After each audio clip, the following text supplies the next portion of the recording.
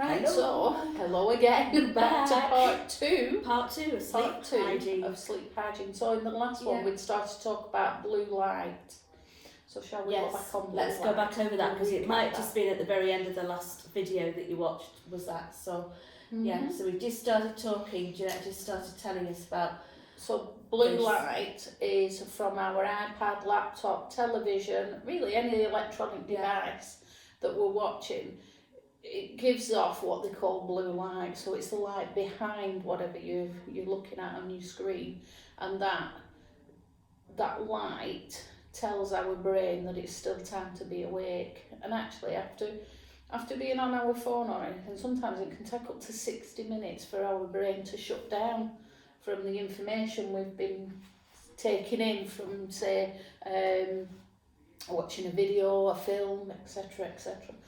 So we do sort of advise that you don't watch anything or go on your iPad for about an hour before bed, if that's something that would affect your sleep. It's often easier said than done because I think we all do it. You know, I do it. I certainly do. And but you know, I do know that there are controls and filters now that it goes on to sort of like the night time around 10 o'clock until about 7 where the changes in lighting, but I don't know how big an effect that has because it's often to do with the stimulus of, like Jeanette said, the information that you're taking in.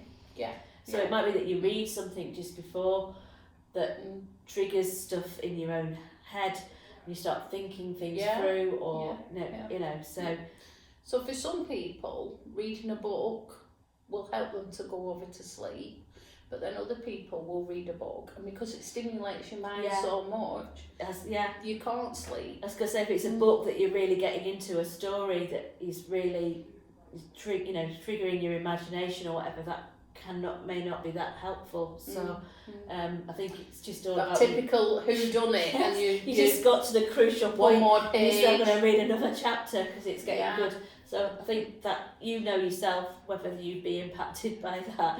And be it's the careful same what you choose. Same with television. So be careful what you choose to watch before bed. If it might be a psychological drama, horror movie before bed. No, definitely not. Definitely. You might have caught in part one. Jeanette was talking about yoga laughter therapy. And so laughter's a really good one at relaxing you. So perhaps a comedy might be the way to go. Or a rom-com maybe. Just something something that doesn't overstimulate you. But perhaps that maybe helps to relax you. Yes. So let's talk about sleep and food. This is Jeanette's bit. I'm leaving this to Jeanette. This is an interesting bit. Because she's got the interesting facts. So sometimes having a snack of something before bed can be really useful. Sometimes you have a heavy meal late at night, it lies heavy on your stomach, doesn't it? And because you're still digesting it.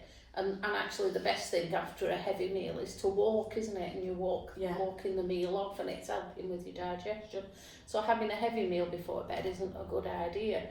So what I always suggest to people, especially that are struggling with sleep, is if you have your larger meal, maybe at lunchtime, and then later on, when you would normally have your evening meal, have a smaller meal. And then before bed, you can have a little bit of a snack too. And some of the things that are said to help with sleep are dry cheese and crackers, a banana, a warm glass of milk. Don't have any heavy or spicy or sugary foods before bed. So no late night curries, folks. No. Well, if you think about that can cause real heartburn, indigestion. I couldn't. No, definitely not.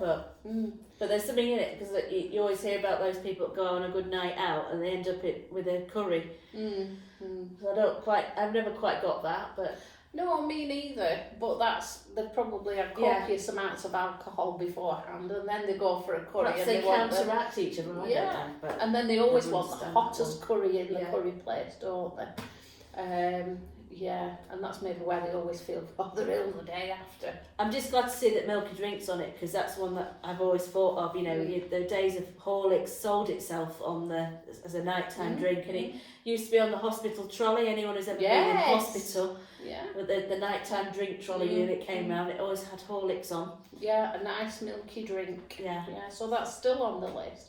But one thing that is on the list that kind of everybody goes, what? Turkey. Now, some people will say that's a lot of rubbish, but I'm telling you that having turkey, or I think there's other foods that have this certain chemical in as well, but turkey is one in particular. If you have a turkey sandwich before bed, it's supposed to promote sleep. And I probably won't even pronounce this right because I'm rubbish.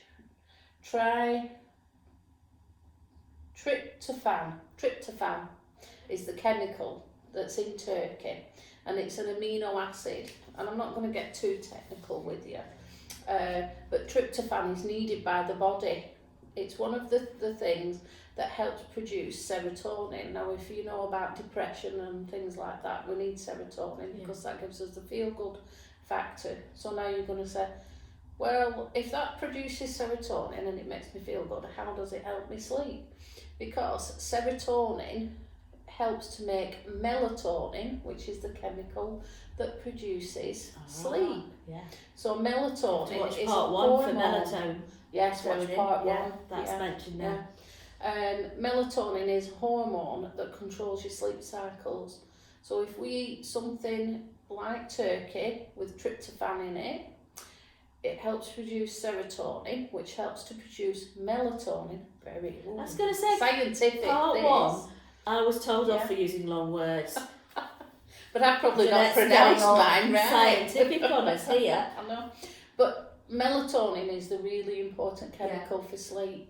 So if we can do something that would help promote better sleep, and if that's eating something, I think it's quite a lot of foods that have protein in them that produce this amino acid that then helps to produce melatonin. But for whatever reason, turkey has more of it than other meats. Now, some will say, well, we're gonna have to find, it or doesn't it? We're gonna have to look into this and find some other ideas, because obviously some of you out there might be vegetarian, is what I'm thinking.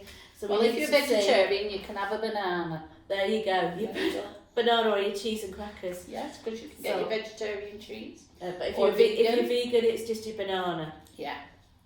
So we'll have to find. We'll see if we can find some other foods. We will. Unless we give you that as your homework to try and find out what else has tryptophan. Well, maybe people can kind of find out. Yeah. Maybe you can do that before bed and it'll send you to sleep. Probably. Yeah. Yeah. So things like, and we've talked about the blue light, haven't we? We talk about. If I could just talk about positioning and sleep positioning as the occupational therapist here, that often the position that you sleep in can help. And we all know we all have different positions that we prefer to sleep in, and you might be a side sleeper, you might prefer to sleep on your back, you might prefer to sleep on your front. But sometimes if you've got certain conditions, you might find that there's certain positions you just can't sleep in, and it's about finding out what's comfortable for you. It's about trying out different pillows. We mentioned briefly about mattresses. Now that a new mattress is quite a big expense. It might be a big expense for some people, but it might. Well, I don't know, you can get those mattress toppers. You could. I don't know whether they're any good. Though. Yeah, it's just finding out information really. But pillows is quite a good way to go, because you can get lots of different sorts of pillows. You can get firm pillows, you can get soft pillows, you can get V-shaped pillows, and all different things. Cooling pillows. You know, if you're somebody that particularly suffers with night sweats, so it might be some of the treatments that you're on are causing you to have night sweats. It might just be your age, if you're a woman. I wouldn't know about that yet. She says. So that you can get these cooling pillows now that have inbuilt things, or cooling pads that you can put on the top. And I think some of them can work either way, so they can either be cooled or heated.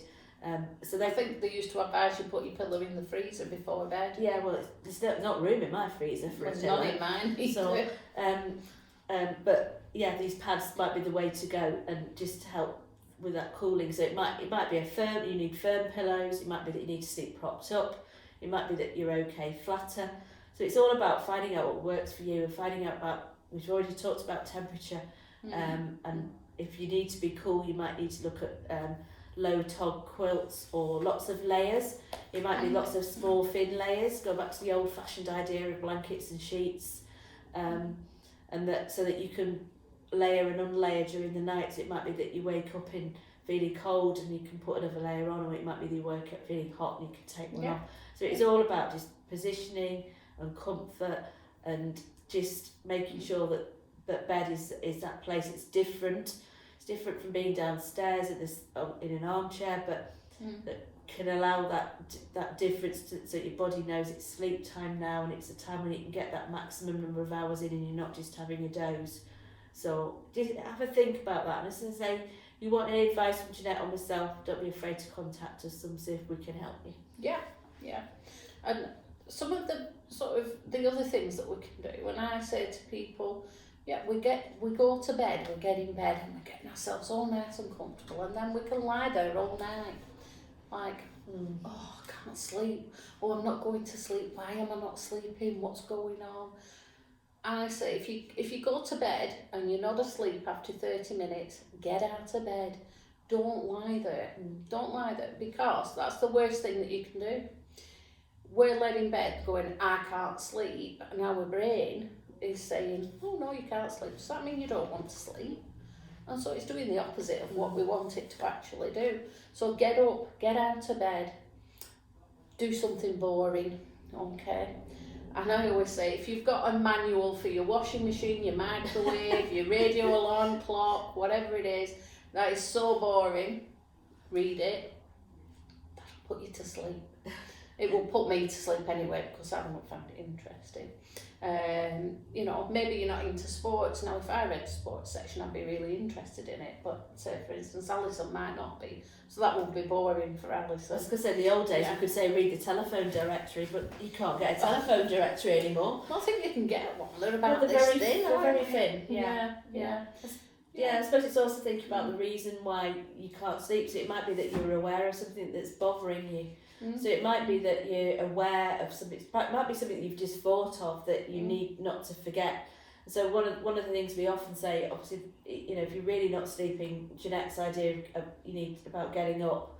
But if you just sort of you feel like you really don't want to get out of bed, have a little notepad by the side of the bed, and you can write things down.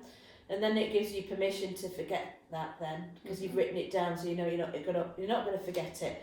And sometimes that can just be enough to help you fall asleep. And just getting rid of those things. And sometimes it's things that are bothering us. So it might be that you're struggling to sleep because of something that's happening the next day. So some of the relaxation techniques that we've already talked about. And sometimes writing stuff down. So it might be that you're seeing a consultant and you thought of a question that you want to ask him. Write it down. And you don't forget it. And then because sometimes you lie there thinking, if I fall asleep, I'm going to forget what I'm thinking about. And that's why, if it is important, get it written down. Write it down. Because it'll be there in the morning. For you. And sometimes we can do something called worry time, so we can give ourselves a little bit of time before bed to go through all of our worries, and we can write them down then. And we can pick them back up again the next morning. So you can give yourself what we call scheduled worry time that you could use. And you can get rid of that unnecessary stuff. So your stuff that you're thinking about, I really don't want to be thinking about that. That's absolute rubbish, and I really don't want to do that. Is you can imagine writing that worry down, and you can write it on a piece of paper, and you can screw it up. Imagine screwing it up and throwing it off a bridge into a fast flowing river, or you can imagine chucking it over your shoulder, or you could write it, imagine like tying it to a heavy stone and throwing it off an end of a pier that's really deep, into really deep water, so it just goes and just disappears, and it gives, again... You could imagine writing it on paper and then pegging it on an imaginary washing line, so that the next morning you can come and collect it again. So those are the worries and niggles that you don't want to think about now because you want to sleep, but you don't want to forget about them completely. So we have 3 different sorts of worries. The ones that we can write down that are important, that we don't want to forget about. The ones that we can write down that we want to just keep out of sight, out of the way, but still there when you need them, and the worries that you really don't want to have anything to do with and you want to get rid of them because they're rubbish, or chuck them away. And sometimes when they're in our head, we keep going over them and we think that they're an important worry. But if we write them down and then look at it from a different perspective, and we could think, well, actually, what am I worrying about that for? And you know what, I Jeanette? don't need to. We're banging out of time again. Oh, look at that. So we're going to have to say goodbye. We're going to cut you off again, so watch our third video and we'll do some more. See you, Jeanette.